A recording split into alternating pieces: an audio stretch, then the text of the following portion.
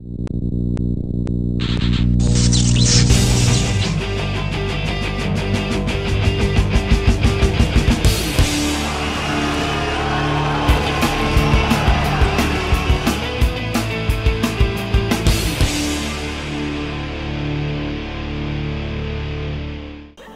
mardi, les Spirou affrontaient Ostende en demi-finale de play-off. Les hommes de Jaumain gardaient l'avantage sur les deux derniers duels, mais les Carolos et leur public attendaient le choc de pied ferme. Les Côtiers, déforcés par l'absence de Fesson et la perte en dernière minute de leur meneur Mitchell suite à un décès familial, n'étaient pas donnés favoris. Dans un dôme bien garni, les Spirou mènent le début de la partie 10-6 avant que les visiteurs ne prennent les choses en main. Ils filent à 10-15 et même 13-20 au carton. Même si Wright est bien présent dans ce match, les Carolos ont du mal à remonter la pente. Les Ostendais ne lâchent rien et parviennent à garder l'avantage au repos, 32-39. Mais deux triples de Broyles relancent d'emblée le suspense.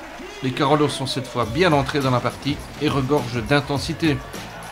Mallette provoque les fautes et replace les Carolos au commandement, 40-39. Le match prend enfin des allures de demi-finale. Weaver accomplit aussi un beau travail, avec notamment un panier du milieu du terrain, et toute l'équipe sort la tête de l'eau, 57-50.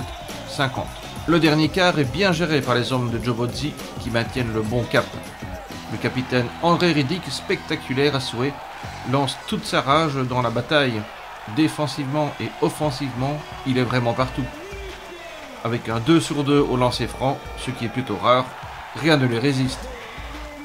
Green, excellent à distance, parachève le travail et les Spirou marquent leur premier point dans cette demi-finale qui se poursuit ce jeudi à la Slutter Arena ostendaise. Giovanni Bozzi revient sur le déroulement de la soirée et les perspectives. Giovanni, 1-0 pour Charleroi dans cette demi-finale grâce à une très bonne seconde période. Je crois que oui, vous savez, si vous me demandez ce qu'on a dit à la mi-temps, parce que de temps en temps il y a des coachs qui font des miracles, je vais vous dire qu'on n'a pas dit grand-chose. On a simplement dit que si on voulait être en vacances jeudi, il fallait continuer à garder cette même intensité, c'est-à-dire jouer une intensité d'un match amical d'avant-saison, voire à la rigueur d'un match de championnat, mais pas un match de play-off. Un match de play-off, ça se joue avec une grosse intensité, où tous les shots sont difficiles à prendre, et on a su changer cela. On n'a pas changé trop dans les rotations défensives, dans les défenses sur les écrans. Tout simplement, on a gagné en intensité, en agressivité défensive. Intensité, agressivité défensive, ça veut dire qu'automatiquement, on est plus agressif au rebond, on est plus agressif et on fait provoquer des pertes de balles à l'adversaire. Dans cette agressivité au rebond, ça veut dire quoi? Ça veut dire que la première passe, elle part beaucoup plus vite en contre-attaque. Et quand elle part plus vite en contre-attaque, ça veut dire qu'on va marquer un des paniers faciles de contre-attaque.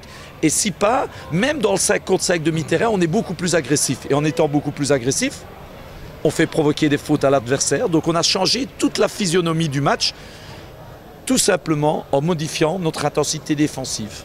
Le banc aussi a été productif, vous en êtes satisfait? Oui, parce qu'en première mi-temps, il faut bien dire, on a eu la chance d'avoir un très bon Dwayne Broyles. Je crois qu'il a été le seul en sortant du banc qui a apporté quelque chose. Et puis en deuxième mi-temps, des joueurs comme Weaver, bien sûr, André Riddick, tous ceux qui sortaient du banc apportaient quelque chose au niveau de leur agressivité. Et je crois que quand on peut compter sur un effectif comme ça, où tout le danger peut venir de partout. J'en veux exemple aussi Brian Green. Brent Wright a été le détonateur, même en début de deuxième mi-temps. Et puis il demande pour sortir. Et quand Brian rentre, il met ses shots à distance. Il donne beaucoup plus d'espace à notre jeu. Et je ne voyais pas l'utilité de le faire sortir à ce niveau-là. Donc vous voyez, tout le monde a apporté quelque chose. Donc c'est bien. Mais comme vous l'avez dit pour commencer le reportage, c'est 1-0 balle au centre. Il faudrait être meilleur, nettement meilleur qu'aujourd'hui pour aller gagner à Ostende, ça c'est sûr. Et si on va aller jusqu'au bout, il faudra encore passer des caps, tout simplement.